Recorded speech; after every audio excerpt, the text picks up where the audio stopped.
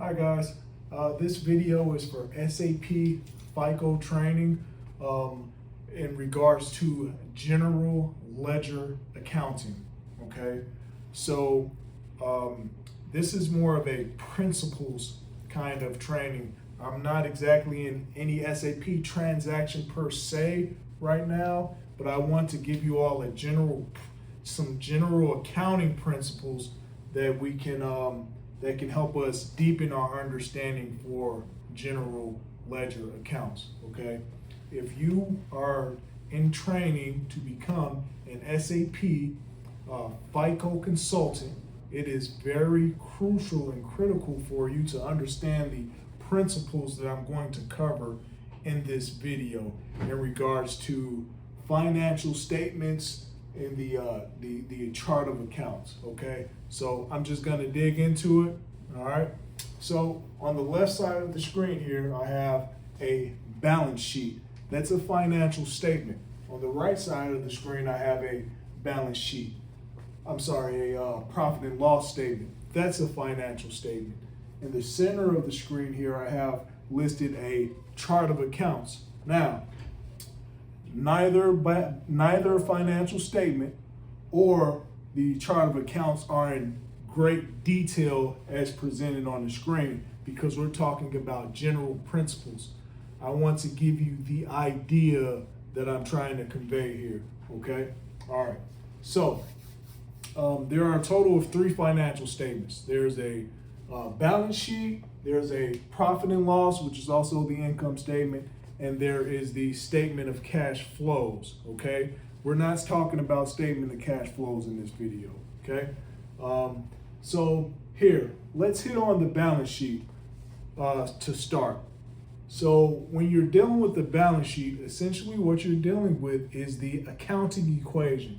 The accounting equation is assets equals liability plus equity, okay? This will always be balanced. The assets will always balance or equal the liabilities plus the equity, okay? So essentially what happens is whenever there's a posting to the asset side, there's also a posting to the liability and equity side of things to keep that transaction balanced. Every financial transaction posts to both sides of this accounting equation, if you will, okay?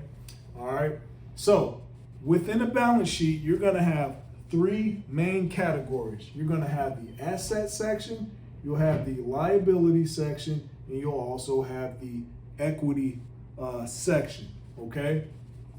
Now, in each of these sections, you'll have subsections. We're not gonna get into that right now. It's too much detail. But what I do want you to understand is in the assets section of the financial statement, you'll have a grand total of all of the assets, okay? In the liability section of the financial statement, there'll be other subsections, but at the end of the day, you'll have a grand total for all of the liabilities. In the equity section of the balance sheet, okay, you'll have subsections, but you'll ultimately have a total for all of the equity, okay? So you'll have total assets, total liabilities, and total equity on the balance sheet. And essentially you can plug these numbers into the accounting equation. So you'll see the assets, $400, equals the liability, which is $200, plus equity, which is $200. So 400 equals 200 plus 200. And we know that's true. So you can see that the balance sheet is balanced. If the balance sheet ever isn't balanced, that's a problem. It's no longer the balance sheet. It has to be balanced. Okay, so that's the balance sheet. All right. Now I want to show you how the balance sheet plugs into the chart of accounts. All the chart of accounts is a list of all of the general ledger accounts that a company uses, okay? All right, and it's also referred to as the operative chart of accounts. So usually one company will have one operative chart of accounts okay? But let's say that there's a huge company. Maybe they do business both in the US and they also do business in Europe.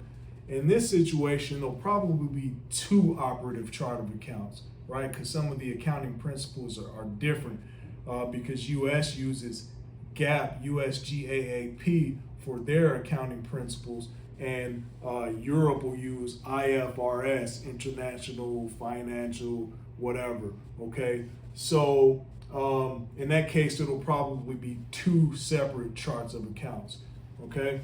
Now, I want to show you how the balance sheet communicates to our chart of accounts, okay? Our operative chart of accounts. So the first thing I want to point out is the account number. Whenever you're dealing with a chart of accounts, the one series chart of accounts number will always relate to assets. Why is that? Because in the United States, it's law. GAAP has made it law that our balance sheet has to be ordered in terms of liquidity, and all that means is that whatever is easiest to turn into cash has to be listed first, which is our assets, and whatever's hardest to turn into cash, that'll be listed last, which is our equity. So we have the assets will be listed first in the one series. You may have 10 accounts here. You may have 20 accounts here. You may have 30 different asset general ledger accounts, right? But they'll be ordered in terms of which one's easier to turn into cash. For example, you'll have a cash account, and that'll be the first account there, right? Okay, so so our assets will be the first account number will be a one series. If you're looking at any general ledger account and you see that the number starts with one, you know that that's an asset account, if you get what I'm saying there, okay? So that liabilities, that falls next on the list. So consequently, that'll fall under the two series, okay? Assets will always be a one series, that meaning that account number will start with one. Liabilities will always be a two series, meaning that account number will start with two. Equity will always be a three series, meaning that account number will always start with three. Always in the United States, within a chart of accounts, in a general ledger, in SAP, the one series will always be assets, the two series will always be liabilities, the three series will always be equity. You notice here that I have a column for assets, a listing the type, and this is actually the account group. This account group is assets. The two series account group is liabilities. The three series account group is equity, okay? And all of these are balance sheet items, right? So the first three number series, the first three will always be balance sheet items, okay? All right, now let's take a look onto and notice the number will always translate. If you get a total from all of the assets, and that's 400, if you total all of the postings to all of these general ledger accounts, it'll also be 400. These match, okay? These are the same numbers, okay? All right, same thing with the liabilities. If you total all the liabilities on the balance sheet, you'll get that $200. Now, if you total all the postings to these liability general ledger accounts, you'll get a total for the same 200. These are the same numbers, okay? Let's do it one more time. So if you total all of the numbers for the equity on the balance sheet, you'll get $200. And now if you total all of the postings to the general ledger equity accounts, you'll get a grand total number, and these are the same numbers, okay? That's how the balance sheet translates to the chart of accounts, okay? Now let's take a look at the profit and loss statement, the P&L, also called the income statement. You'll always have three main things. You'll have revenue, you'll have expenses, and you'll have the difference, which is the net income, okay? Now there'll be a bunch of sub-accounts for revenue. At the end of the day, they'll always total up to equal a total revenue amount, right? And total revenue amount, revenue is the 4 series when it comes to the general ledger account, meaning that that account number will always start with 4, okay? You know that if you're looking at the general ledger account and it starts with 4, you know that it's a revenue account, okay? All right.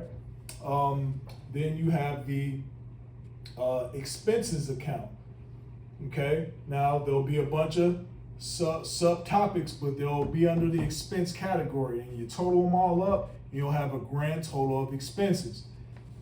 Now when you translate that to the chart of accounts, okay, it'll always be a 5 series for the expenses, okay? So if you have a account number that starts with a 5, a general ledger account number that starts with a 5, you know that that is an expense account, okay? And there'll be a bunch of sub accounts here, but when you total them all up and you get you'll get that balance, it's the same when you total up all the expenses on the profit and loss financial statement, okay? So if I were to summarize, the assets translate to the balance sheet. I'm sorry, the assets from the balance sheet is the first account in the chart of accounts. The liabilities from the balance sheet is the 2 series accounts from the chart of accounts.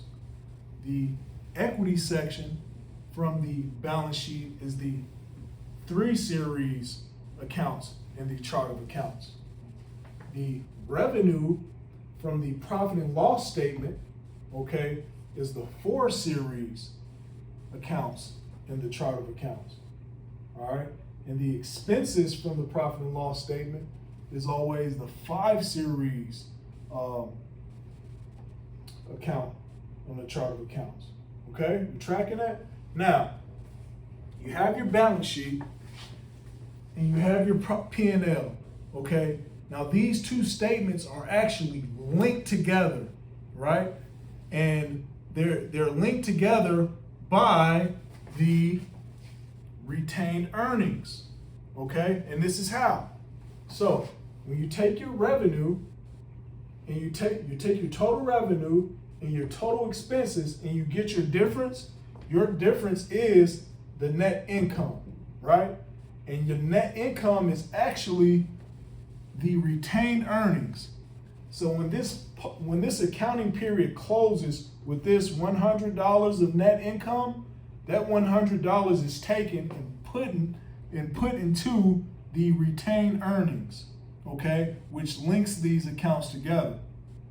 All right, you see that? So that with that being said, the revenue and expenses and the difference thereof will go into the retained earnings, right? And the retained earnings is part of the equity in the accounting equation. Therefore, the equity section of this accounting equation actually includes the profit and loss statement. You see that? Okay? Okay. So, key principle. Net income from the profit and loss statement is the retained earnings on the balance sheet. Okay? Okay. All right, cool. So, and when you're in the general ledger accounting in SAP, this is in the US, this is the standard structure for the chart of accounts. 1 series, 2 series, 3 series, 4 series, and 5 series. Okay? 1 series is asset, 2 series liability, 3 series equity, 4 series revenue, 5 series expense. Now there are other accounts. There goes all the way up to 9 series. But some of those accounts are like statistical accounts, and you can order them however you want to order them. GAAP isn't regulating how to structure those. But this first 5, and more in particular, these first 3, this is law. They have to be account series 1, 2, and 3. They have to be the first 3 accounts, okay?